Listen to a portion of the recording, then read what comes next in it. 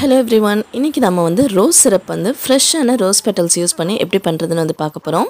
Video skip பண்ணாம பாருங்க. அப்பதான் வந்து உங்களுக்கு வந்து ரோஸ் சிரப் வந்து எப்படி கெட்டு போகாம ஸ்டோர் பண்ணனும், எப்படி உங்களுக்கு கரெக்ட்டான கன்சிஸ்டன்சில பண்ணனும் அப்படிங்கிறது வந்து தெரியும். அதனால வீடியோ ஸ்கிப் பண்ணிடாதீங்க. வாங்க இன்னைக்கு எப்படி பண்றதுன்னு வந்து பார்க்கலாம்.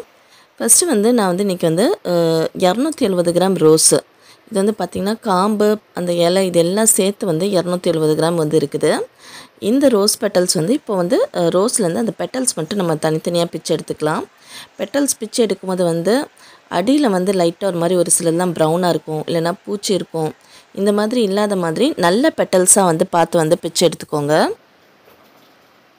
இப்போ பார்த்தீங்கன்னா இந்த பெட்டல்ஸில் வந்து அந்த கார்னரில் வந்து பார்த்திங்கன்னா ஒரு மாதிரி ஒயிட் கலரில் வந்திருக்கும். இதை நிறைய பேர் வந்து கட் பண்ணி போட்டுருவாங்க, பிட்டராக வந்திருக்குன்னு. நம்ம இன்றைக்கி அப்படியே தான் வந்து யூஸ் பண்ண போகிறோம். பாருங்கள், இப்போ 270 கிராம் ரோஸை வந்து நம்ம பெட்டல்ஸ் மட்டும் எடுத்ததுக்கப்புறம் 150 கிராம் இருக்குது. இப்போ இதெல்லாம் நீங்கள் வேணால் சும்மா வீட்டில் அப்படியே வாசத்துக்கு வந்து வச்சுக்கலாம். இதெல்லாம் அந்த காம்பு மிச்சம் நல்லா இல்லாத பெட்டல்ஸு.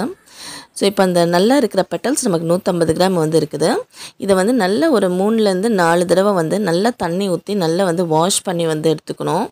இங்கே வாஷ் பண்ணும்போது ஒவ்வொரு தடவையும் வாஷ் பண்ணி அந்த பெட்டல்ஸை ஸ்க்வீஸ் பண்ணி இன்னொரு பவுலுக்கு எடுத்து மாற்றி வைங்க.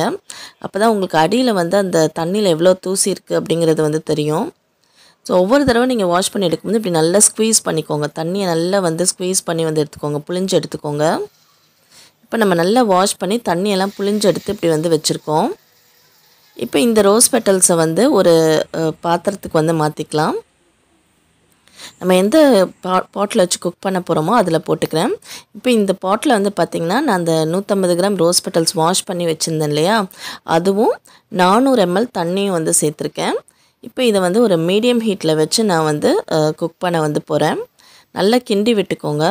இப்படி நல்லா பெட்டல்ஸ் கலராக சேஞ்ச் ஆகிற வரைக்கும் வந்து ஒரு 10 நிமிஷம் நல்லா வந்து இதை வந்து குக் பண்ணணும். இப்போவே வந்து பார்த்திங்கன்னா ஏற்கனவே வந்து நமக்கு ஒரு அழகான கலர் வந்து கிடைக்க வந்து ஆரம்பிச்சிருக்குது. இப்போ ஒரு 10 நிமிஷத்துக்கு அப்புறம் இப்படி கலர் நல்லா சேஞ்ச் ஆனதுக்கப்புறம் இதில் வந்து நம்ம வந்து சுகர் வந்து ஆட் பண்ணணும். சுகர் வந்து நான் வந்து 1/2 கிலோ சேர்க்க போகிறேன். ஸோ 400 ml தண்ணினா வந்து 1/2 கிலோ சுகர், 150 கிராம் நமக்கு வந்து ரோஸ் பெட்டல்ஸ்.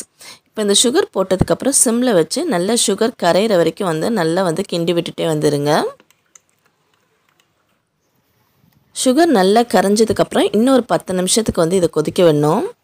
பாருங்கள், கலர் வந்து எவ்வளோ அழகாக வந்து சேஞ்ச் ஆகி, இது வந்து நான் வந்து எந்த கலரும் ஆட் பண்ணல. இது ரோஸோட நேச்சுரல் ரெட் கலர் தான். அது மட்டும் இல்லாமல் வந்து ரோஸ் வந்து பார்த்திங்கன்னா வந்து நமக்கு ஸ்ட்ரெஸ் ரெடியூஸ் பண்ணுது, டைஜஷன் வந்து இம்ப்ரூவ் பண்ணுது, ஸ்கின்னுக்கும் வந்து ரொம்ப நல்லது. இந்த நேரத்தில் வந்து பார்த்திங்கன்னா வீடே வந்து கமகமன்னு அந்த ரோஸ் பெட்டல் ஸ்மெல்லில் வந்து வாசமாக வந்து இருக்கும். பாருங்கள், சூப்பரான நேச்சுரல் ரெட் கலரில் நமக்கு வந்து வந்திருக்குது. இப்படி ஒரு 10 நிமிஷம் நல்லா கொதிச்சதுக்கப்புறம் நம்ம வந்து ஸ்டவ்வை வந்து ஆஃப் பண்ணிடலாம். ஸ்டவ்வை வந்து ஆஃப் பண்ணதுக்கப்புறம் இது கம்ப்ளீட்டாக ஃபுல்லாக ஆற விட்டுருங்க. ஃபுல்லாக ஆறுனதுக்கப்புறம் இதை ஃபில்டர் பண்ணணும்.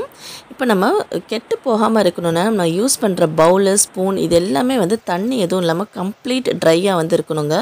அப்போ தான் உங்களுக்கு வந்து கெட்டு போகாமல் இருக்கும். ஸோ இந்த மாதிரி ஒரு பவுலில் வந்து இப்போ எல்லாத்தையும் ஃபில்டர் பண்ணி வந்து எடுத்துக்கோங்க.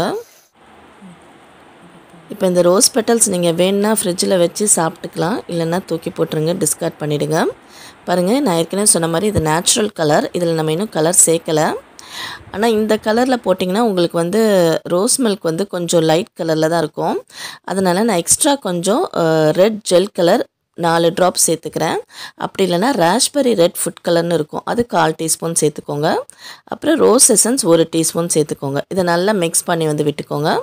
அவ்வளோதான், நமக்கு ரோஸ் சிரப் ரெடி ஆயிடுச்சு. ஸோ நம்ம கடையிலேருந்து வந்து வெறும் கலர்ஸ் சுகர் மட்டும் போட்டு ரோஸ் சிரப் வாங்கி குடிக்காமல் இந்த மாதிரி வீட்டிலே வந்து ஃப்ரெஷ் ரோஸ் பெட்டல்ஸில் உள்ள சிரப் வந்து நமக்கு வந்து உடம்புக்கு ரொம்ப ஆரோக்கியமானதாக வந்திருக்கும். இப்போ இதை மிக்ஸ் பண்ணுறதுக்கு வந்து நீங்கள் வந்து 1 கப்பு ரோஸ் சிரப் வந்து எடுத்துக்கிட்டிங்கன்னா 3 கப்பு சில்லான மில்க் வந்து சேர்த்துக்கோங்க.